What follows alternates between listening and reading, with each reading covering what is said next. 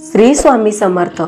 आज तुझ्या ह्या स्वामींना तुला काही सांगायचे आहे की जे तुझ्यासाठी अत्यंत गरजेचे आहे। बाळा, तू ज्या क्षणापासून तुझ्या या गुरूंच्या सेवेत आला आहे त्या क्षणापासूनच तुझ्या जन्मपत्रिकेत मी काही बदल केले आहे जे की तुझ्यासाठी योग्य आहे। म्हणून तुझ्यासोबत घडणाऱ्या चांगल्या वाईट घटनांचा विचार करत बसू नको। हे सर्व काही आमच्या इच्छेप्रमाणेच होत आहे। तू तर फक्त निमित्त मात्र आहे। आता तुला गरज आहे ही फक्त तुझी भक्ती प्रबळ करण्याची।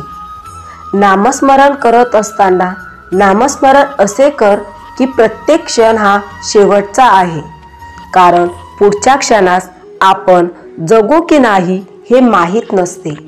म्हणून नामस्मरणाची ही सेवा जेवढ्या आर्ततेने करता येईल तेवढ्या आर्ततेने कर।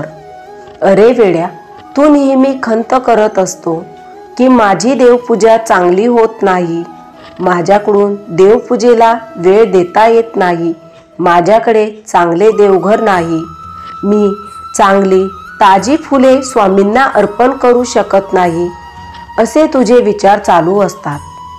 पण हा कधी विचार केला का तू की खरंच मला तुझ्या या फुलांची, फळांची, देवघराची गरज आहे का? नाही, तर मला फक्त गरज असते ती तुझ्या मनातील खऱ्या श्रद्धेची। तुझ्या अंतःकरणात जर माझे स्थान असेल तर मला कोणत्याही बाहेरील मोहक सामग्रीची गरज नाही। खरी भक्ती म्हणजे काय मी तुला सांगतो।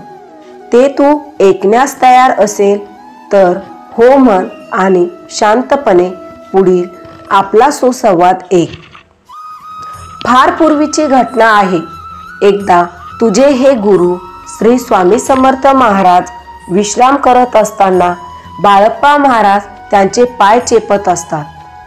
तेवढ्यात स्वामी महाराज एकदम जागे होऊन लोण्याची मागणी करतात। मग तेव्हा बाळप्पा महाराज त्यांना लोणी आणून देतात। मग ते लोणी खाऊन संतुष्ट होऊन स्वामी महाराज बाळप्पा महाराजांना भक्तीचा अर्थ विचारतात।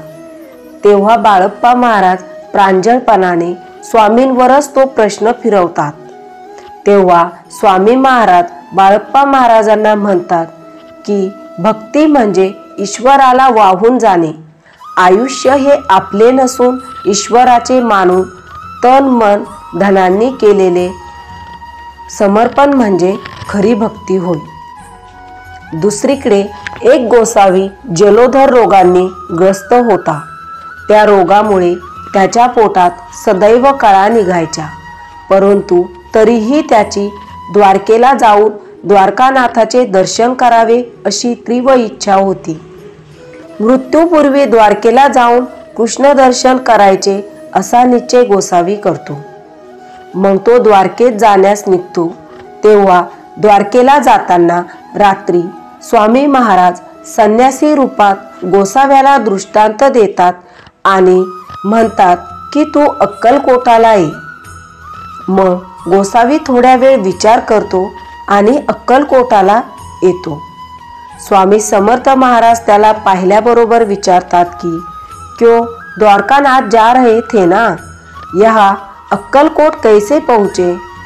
मग स्वामींच्या प्रश्नांनी गोसावी आश्चर्यचकित होतो की गोसाव्याला आश्चर्य या गोष्टीचे होते की मी द्वारकानाथला जात होतो तर स्वामींना कसे कळाले। गोसाव्याची ही अवस्था पाहून स्वामी महाराज त्याला म्हणतात की हमने ही तुमको अक्कलकोट में बुलाया है।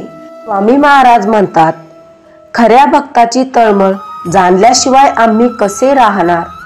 श्रीकृष्णाच्या दर्शनाची गोसाव्याची मनोकामना स्वामी महाराज पूर्ण करतात। मग गोसावी धन्य होतो आणि म्हणतो की स्वामी महाराज, आता माझी इच्छा पूर्ण झाली आहे आणि आता देवाज्ञा झाली तरीही माझी काहीच हरकत नाही। मग स्वामी महाराज त्याला म्हणतात की अजून तुझी देवाज्ञा होण्याची वेळ आली नाही, असे म्हणून त्या गोसाव्याला एका झाडाचा पाला देतात आणि हा पाला रोज वाटून खा असे त्याला सांगतात। मग काही दिवसांनी गोसावी त्या रोगातून मुक्त होतो। स्वामी महाराज म्हणतात की अनन्य भाव भक्ती असलेल्या शिष्यांची मनोकामना आम्हाला पूर्ण करावीच लागते। ज्याची भक्ती पक्व दिशेला गेलेली असते त्याची मनोकामना गुरूंना पूर्ण करावीच लागते। पण बऱ्याच वेळा यामध्ये भक्तांचे प्रारब्ध आडवे येतात, त्यामुळे अगोदर ते प्रारब्ध फिटून मग भक्ताला दर्शन द्यावे लागते। थोडा वेळ होतो कृपा होण्यास, पण कृपा शेवटी होतेच। त्यामुळे बाळा, कधीही भक्ती करताना खचून जाऊ नये। यावरून तुला हेच सांगायचे आहे की खरी भक्ती ही फक्त आणि फक्त अंतःकरणातून असते। मनात भक्तीची तळमळ असली की गुरु भेट आपोआप होते। म्हणून तू जसे नामस्मरण करतो ते तसेच आम्हाला प्रिय आहे आणि कधीही इतरांच्या भक्तीशी आपली तुलना करू नये। त्याने ती पूजा केली म्हणून मी ती पूजा करेल, किंवा त्याने असे देवघर केले म्हणून मी असे करेल, हा भाव आम्हाला आवडत नाही। आम्हाला आवडते ती फक्त आणि फक्त निस्वार्थ भक्ती। आणि तुझी तर ही सेवा कशीही असली तरीही ती आम्हाला प्रियच आहे। बाळा, हे भौतिक जग आहे आणि या जगात तुला स्वामी सेवेचा मार्ग मिळाला या मागेही काहीतरी तुझे पूर्व पुण्य आहे। म्हणूनच तर तुला या जन्मात गुरुप्राप्ती करण्याची संधी मिळाली। आता ही संधी वाया घालवू नको। आता जास्त वेळ वाया न घालवता स्वामी तुम्ही माझे सर्वस्व म्हणून तुझी इच्छा कमेंटमध्ये सांग। जर तुला हा आपला सुसंवाद आवडत असेल तर आपल्या या भक्तिमय स्वामी सुसंवाद चॅनलला सबस्क्राईब करायला विसरू नको। आज मला तुला हाच खास आणि मोलाचा सुसंवाद द्यायचा होता।